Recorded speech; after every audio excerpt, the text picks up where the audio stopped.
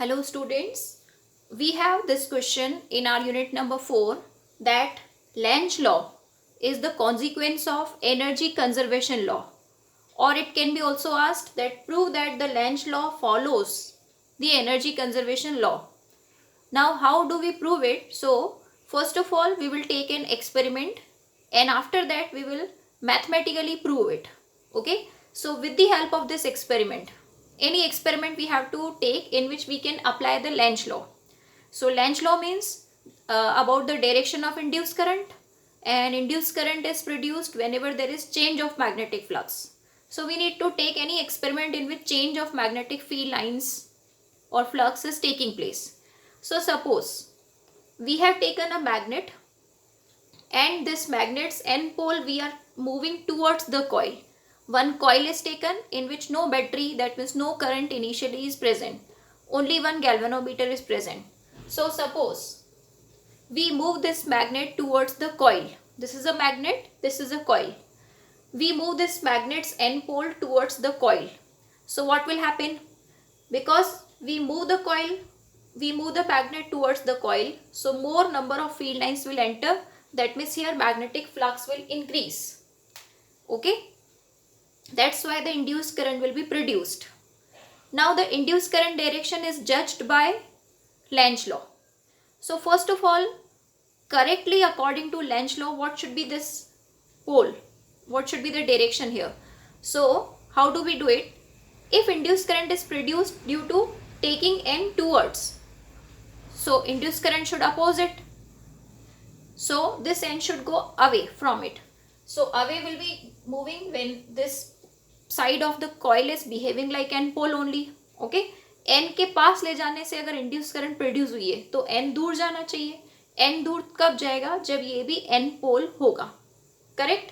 So we have identified the pole, that here there should be N pole, that means anti-clockwise current. Okay, now our step of proving Lenz law and energy conservation law equivalent is this, that we will assume Lenz law incorrect. So energy conservation law also will be proved incorrect. So the first step is we will assume Lenz law is incorrect. Okay, incorrect. So we will take the same experiment. If Lenz law is incorrect, so this should not be North Pole, this should be South Pole. So let us assume it as South Pole. Okay, South Pole. Now let us proceed to the same experiment. If this is South Pole, then North and South will attract. So this magnet will be moving towards this coil automatically because of attraction. We need not to do any work to move this magnet towards the coil. Okay, so the work done to move the magnet is 0 because N will get attracted to S pole. So by itself it will move towards because of attraction. We need not to push it like we were pushing it here. We need not to push it, or we will not apply any force to move it. So work done is 0 to move the magnet. But since this N pole is moving towards it, so here magnetic flux will change. Induced current will be produced, and due to the induced current, heat will also be produced. So heat produced is yes. Okay, let us write it. Okay. So here, since due to magnetic field lines increasing, induced current produced, and because of the induced current flowing through the wire, the Joule's law of heating says that heat is also produced, I square RT. Now you see the contradiction. We did not do any work to move the magnet, but then also here one form of energy, that means heat, is produced. Now that means it is the violation of energy conservation law. That says that energy cannot be produced by itself, it can only be converted. So we did not do work, but then also heat produced. That means here we have proved that energy conservation law is also incorrect if we assume the Lenz law incorrect. That means here we have proved in this step number 1, if we assume Lenz law incorrect, then energy conservation law is also proved incorrect. Okay, now let us take the second step in which we will assume the Lenz law correct. Now see the second step.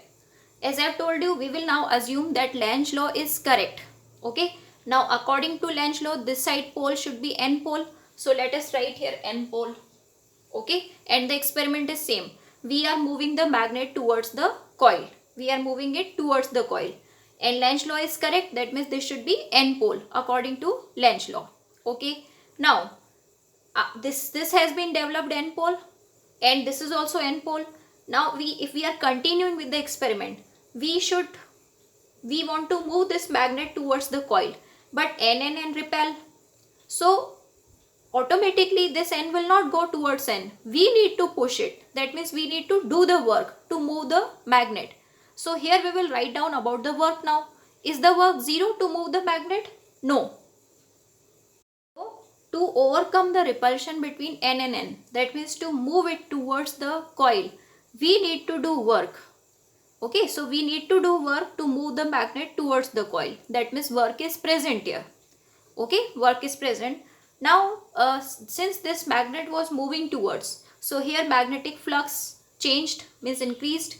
That's why induced current is produced, and that's why heat is produced. So this part of the observation is same. Okay. So because of induced current produced here due to change of flux, induced current is flowing through the wires, and that's why by Joule's law the heat is also produced. So here there is no contradiction. Since we did the work in moving the magnet towards the coil, that same work converted into the heat. Okay, that same work is converted into the heat. That means here energy conservation law, which says that energy can be converted from one form to another, so that is now followed properly, because that work which we did in moving the magnet, that is only produced in form of the heat. So what we proved here, that yes, energy conservation law is correct. So finally let us conclude. If Lenz law is proved, if Lenz law we assumed correct, then energy conservation law is also proved correct. Okay, so using these two steps, we have proved that Lenz law and energy conservation law are equivalent, or they follow each other. So the steps, let us revise. Initially we took an experiment in which we found out this pole applying the Lenz law. Okay, or found out the direction of induced current by applying Lenz law. You can say N pole or you can say anti-clockwise. Okay, after that, in the same experiment, we assumed that Lenz law is incorrect. So we assumed it as S pole because Lenz law is incorrect. Due to this S, what is the effect in form of energy we discussed? We did not do any work, but we got the heat. So energy conservation law is also proved incorrect by assuming Lenz law incorrect. Then the second step, we assumed the Lenz law is correct. If Lenz law is correct, so whatever pole we have identified, that same we have to write here. Then we calculated in form of energy. We did the work in moving the magnet, that's why we got the heat. So because of work we got heat, that means energy conservation law is proved correct. So this way we have proved both the laws follower of each other by two steps. Now mathematically we have to prove that whatever work is done, is it equal to the heat produced by current? Let us do in the next sheet. For mathematical testing, we will be taking a setup in which again the magnetic flux is changing, and that's why the induced current is produced. Okay. Now we will calculate the power in two ways. Okay. First of all, as the experiment is, one PQ rod of length L is allowed to move out with velocity v, okay, by some force, mechanical force, in the presence of magnetic field, uniform magnetic field B. So length of the rod is L, this we can write here. Now as we have discussed before also, as this rod PQ, okay, suppose this is the rod PQ, initially it was here, after that it was here, after that it was here. That means in this closed area the magnetic flux is increasing, that's why the induced current is produced. And we have discussed that what are the potential ends developed across PQ. So this we have already discussed with the help of Lorentz force. What happens here? Again we will repeat. If the rod is moving that side, rod is made up of free electrons. Each electron is moving that side. And opposite to electron, we can say that the small current is there in this direction. Okay, current. So if we want to find out that where the electrons will be pushed, so we will apply the Lorentz force. Each electron present here is experiencing the Lorentz force. Its direction can be found out using the Fleming's left hand rule. Okay, just see Fleming's left hand rule application. Forefinger is normally inwards. Okay, forefinger means field. Central finger is in this direction. This is the central finger direction. This way, current due to the electron movement. Okay, electrons are shifted that side, that means current is this side. So forefinger is in the board, central finger is this side. So all the electrons are experiencing the force downwards. That's why this edge is becoming negative, because all the electrons are pushed at the Q end, and this is becoming positive end because here lack of electrons is created. So this way one induced current is flowing in this coil. Induced current. Now forget about this current that we just took for the direction of the force where the electrons will be pushed. Okay.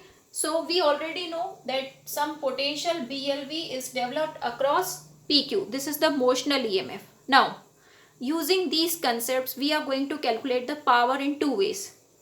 First of all, power to move the magnet, power to move any conductor. Okay, power to move the conductor. We should write here conductor is equal to F dot V. This formula is already covered in 11th. F dot V. F formula, because see, induced current is produced in the presence of magnetic field B. So what will be the force experienced by that current? That is ILB. V is already there. I means the induced current. It is voltage upon resistance. Voltage developed is BLV. BLV is the voltage. BLV upon resistance. Resistance of this rod we have taken R, and other part of the circuit or the area is negligible resistance. It is written here.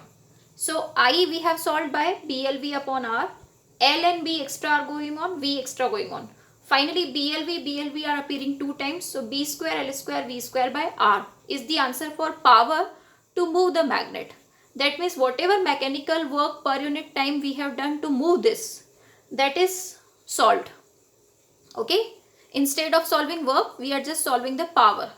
So power to move the conductor is B square L square V square by R. Now let us just check it. Is the same power produced in form of the heat? So heat per unit time produced by induced current we are solving here. Power formula is heat upon time. Heat is I square RT, Joule's law of heat, upon time. Time cancelled, I square R. This you already know. Now which current is producing heat? That is induced current only. So induced current is BLV, means voltage upon resistance. It's a square we have to put, into R is already there. Finally you can see B square L square V square, and 1 R will get cancelled. So upon 1 R only is there. You can see that these two formulas are matching. That means whatever power we use to move this conductor. Okay, whatever mechanical energy we spend, that is same coming in form of the heat generated. Okay, so we are comparing the power. If we multiply them with the time, it will give us the energies. Okay, so this way we have mathematically proved that yes, that in Lenz law, the energy applied to move the conductor and energy produced in form of heat are same. So energy conservation law and Lenz law follow each other. Okay, so the proof is completed.